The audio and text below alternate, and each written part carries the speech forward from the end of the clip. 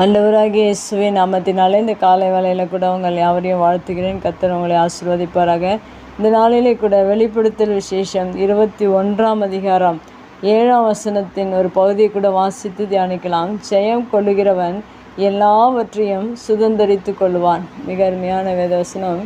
இந்த ஜெயம் கொள்ளுகிறதை குறித்து எழுதப்பட்டிருக்கிறது. அம்மையாகவே நம்முடைய வாழ்க்கையில் ஒவ்வொரு நாளும் ஜெயம் கொள்ளும்போது தேவன் அநேக ஆசீர்வாதங்களை நம்முடைய வாழ்க்கையில் கொடுக்கிறவராக இருக்கிற இந்த வசனமும் அதை தான் சொல்லுகிற. ஜெயம் கொள்ளுகிறவன் எல்லாவற்றையும் சுதந்திரித்து கொள்வான் என்று சொல்லப்பட்டிருக்கு. எல்லாவற்றையும் என்று சொல்லும்போது நம்ம ஆவிக்குரிய வாழ்க்கையில் தேவன் நமக்கு கொடுக்குற எல்லா ஆசீர்வாதங்களையும் நாம் பெற்றுக்கொள்ள வேண்டும் என்றால் நாம் ஒவ்வொரு நாளும் ஆவிக்குரிய வாழ்க்கையில் ஜெயம் கொள்ளுகிறவர்களாக இருக்க வேண்டும்.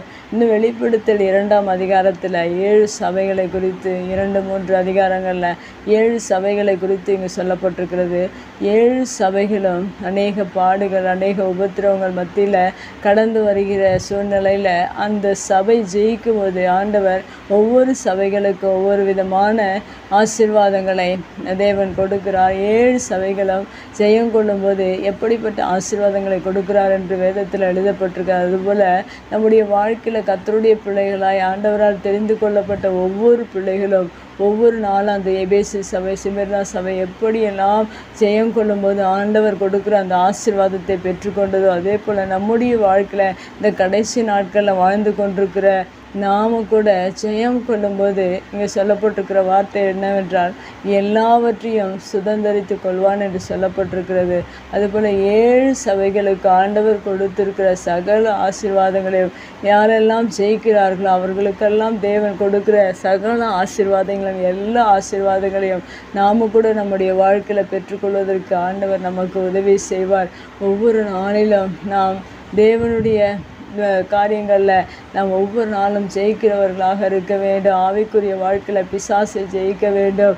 ஆவிக்குரிய வாழ்க்கையில் இன்னும் அநேக காரியங்களை கர்த்தருக்காக வைராக்கியமாக வாழ்கிறதுல எல்லாவற்றிலும் நாம் ஜெயிக்கும் போது, நாம் உபத்திரவங்களை சகிக்கும் போது, பொறுமையாக இருக்கும்போது, அன்பாக இருக்கும்போது நாம் எல்லாவற்றையும் சுதந்திரித்து கொள்வதற்கு ஆண்டவர் நமக்கு உதவி செய்வார். வேதத்தில் 7 சபைகளும் ஜெயிக்கும் போது ஆண்டவர் 7 விதமான ஆசீர்வாதங்களை ஜெயிக்கிற பிள்ளைகளுக்கு கொடுத்தது போல இந்த கடைசி நாட்கள் உங்களுக்கும் தேவன் நீங்கள் ஜெயம் கொள்ளுகிறவர்களாக இருக்கும்போது தேவன் அப்படிப்பட்ட ஆசீர்வாதங்களை நம்முடைய வாழ்க்கையிலும் கொடுத்து நாம் அந்த ஆசீர்வாதங்களை சுதந்திரித்து கொள்ளும்படியாக தேவன் நமக்கு உதவி செய்வார்.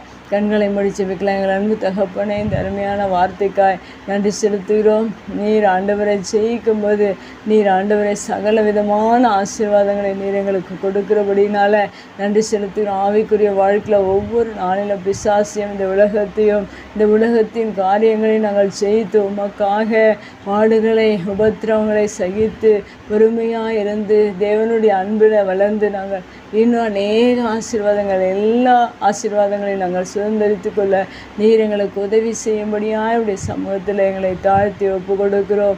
அன்று 7 சபைகள் ஜெயித்து அநேக ஆசீர்வாதங்களை பெற்றுக்கொண்டது போல எங்களுடைய வாழ்க்கையில் நாங்களும் ஜெயத்தை பெற்று நீர் கொடுக்கிற பரலோகத்தின் ஆசீர்வாதங்களை, பரலோகத்தின் நன்மைகளை நாங்கள் சுதந்திரித்து கொள்ள நீர் எங்களுக்கு உதவி செய்வீராக.